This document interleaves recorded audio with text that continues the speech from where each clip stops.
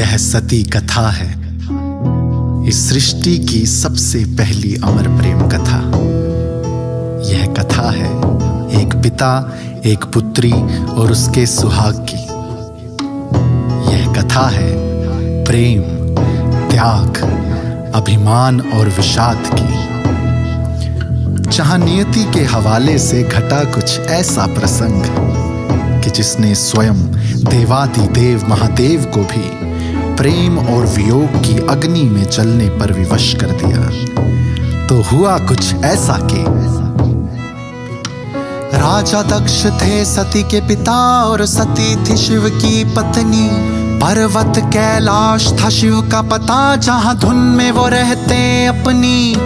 राजा दक्ष थे खफा सती से, उसे भोलेनाथ ना भाते। कहते खाल शेर की ओढ़े फिरता, सांप गले लटका के।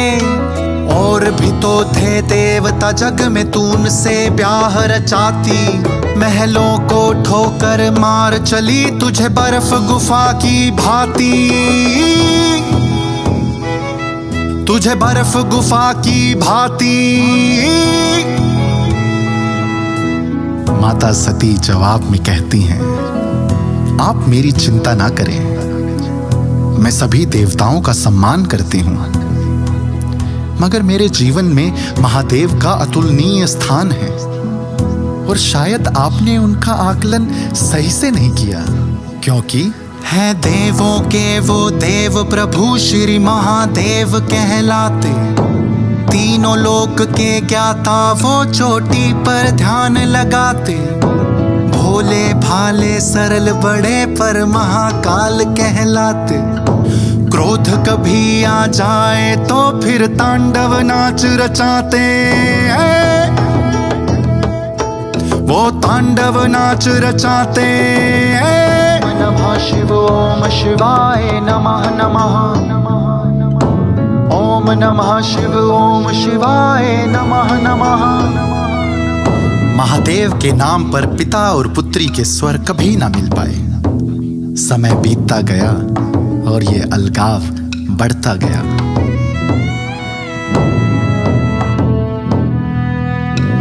एक बार की बात, दक्ष ने महायज्ञ बिठवाया।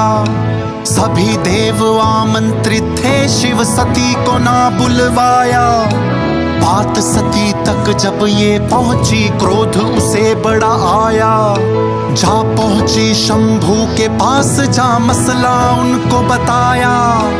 देखिए ना महादेव, पिताजी ने महायज्ञ रखवाया और हमें बुलाया ही नहीं। महादेव ने उनकी बात सुनी और बोले, आप यूं ही गुस्सा ना हो प्रिय।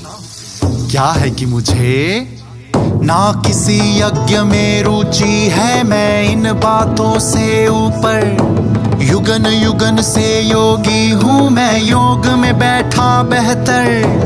पिता को अपने तुम ही जानो, जाकर उनसे पूछो। देखो पर क्रोधित ना होना, जल्दी वापस लौटो। तुम जल्दी वापस लौटो।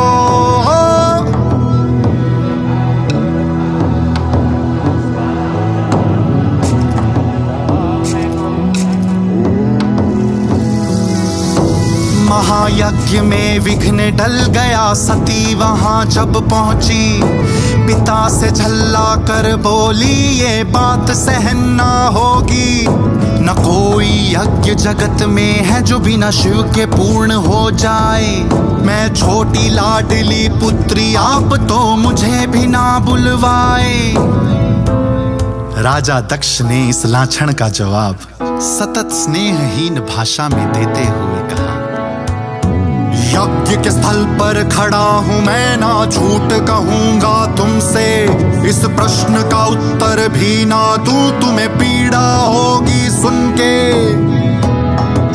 आप सही बोल रही हैं। भला कौन पिता ऐसे शुभ अवसर पर अपनी पुत्री को यूं नाराज करेगा, यूं पीड़ा देना चाहेगा। तो आप बस इतना बता दीजिए कि हमारा स्थान कहाँ है। स्थान? कौन सा स्थान? कैसा स्थान? स्थान उन्हीं का होता है जो स्थान के होते लायक।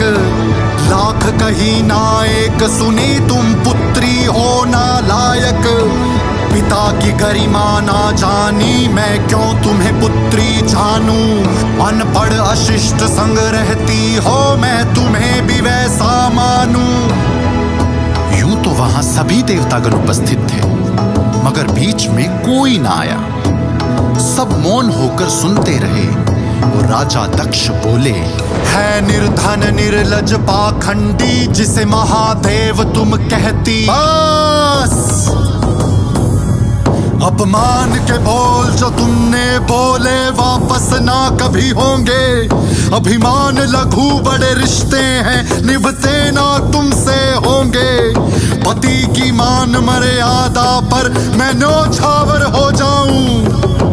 खून का रिश्ता है तुमसे, उसे आज ही राख बनाऊं। यहाँ सभी देव आमंत्रित थे, पर कोई भी कुछ ना बोला। महादेव पर लाछन थे, सुन कोई हृदय ना डोला। अब सहन न क्षण भर कर पाऊं तुमसे एक पल का नाता। अंतिम आहुति यज्ञ में मेरी होगी ये अग्नि माता, होगी ये अग्नि माता।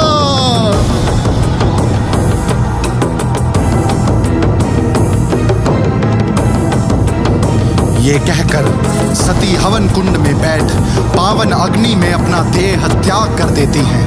और जब ये बात महादेव को जाकर पता चलती है तो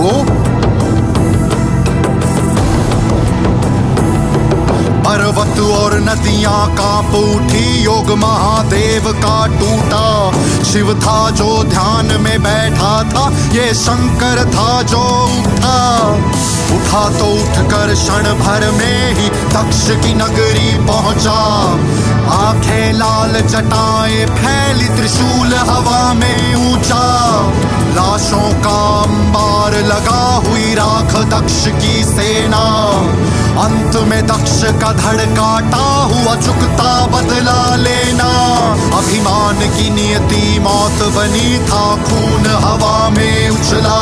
महादेव ने ऊंची आह भरी, संग नाम सती का निकला।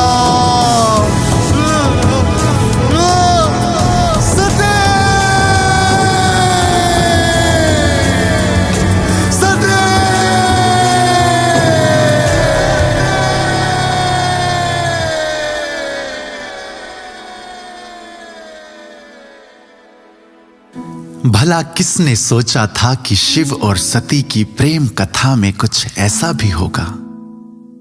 मगर ये अंत ना था, क्योंकि देह मरता है, आत्मा नहीं। और फिर माता सती ने दोबारा जन्म लिया, पार्वती माता के रूप में, और महादेव की अर्धांगिनी बन इस प्रेम कथा को हमेशा हमेशा के लिए अमर कर दिया।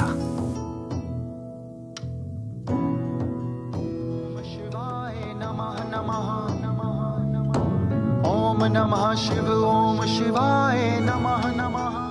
ओम शिवाय नमः नमः। ओम नमः शिव ओम शिवाय नमः नमः। शिवाय नमः नमः। ओम नमः शिव ओम शिवाय नमः नमः।